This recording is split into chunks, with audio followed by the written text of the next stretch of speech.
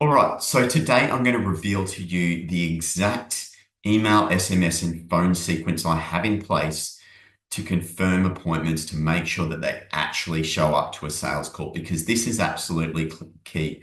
If you're just putting an appointment out to a prospect and hoping they show up, in a lot of markets, that's not going to work. So you actually have to be confirming appointments and getting them there because ultimately, this is what's going to either waste your time or optimize your time for business growth. Let's dive in. So I use a CRM called Go High Level. It highly recommend it if you don't use it. So this is the full sequence, and I'm just going to step you through. So when an appointment gets booked, what then happens is that will trigger off this automation, this sequence of events that's going to occur. Firstly, that appointment is, or that contact is tagged as though they have had a sales call or about to have a sales call. That's really key. So I can find all of those and go back and see whether that contact at any time that's at a sales call with me. So that's really the first, one of the most important things to begin with. Secondly, as soon as that appointment is booked, we send out an email just to confirm that that is booked. So that person receives that email straight away that, hey, that email, that appointment is now in your calendar. It's booked for this time. And then it creates an opportunity and it puts it in a sales pipeline for me at a stage where that pipeline is set. From there, after the sales call, my job as the salesperson within my business is then to go in and update that status, whether that is a no-show, whether it's a completed call to follow up, whether it's a completed call that's been lost, going through that and making sure that that's tagged appropriately after the sales call is key.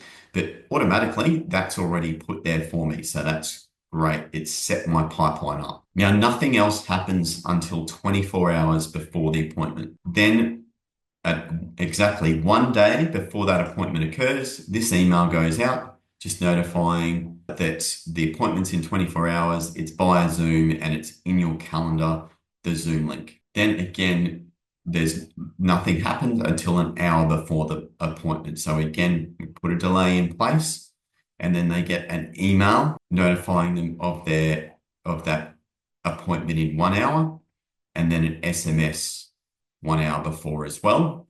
And then also the first thing that my executive assistant does each day is goes through and confirms via the phone all of my appointments as well. So usually they're calling at sort of 9, 10 a.m. Sydney time to get that to make sure all of those appointments are confirmed and ready to go. And then these email and SMSs would generally kick in after that.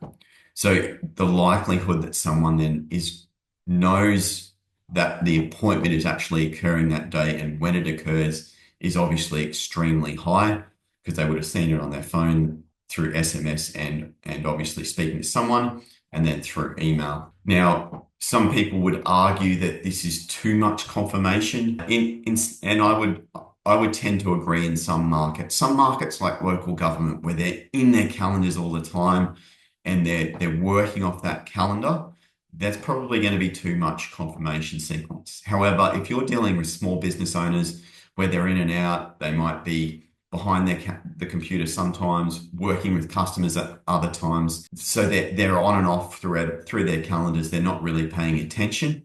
That's where this becomes really important. So for most markets, I'd recommend this sort of confirmation sequence.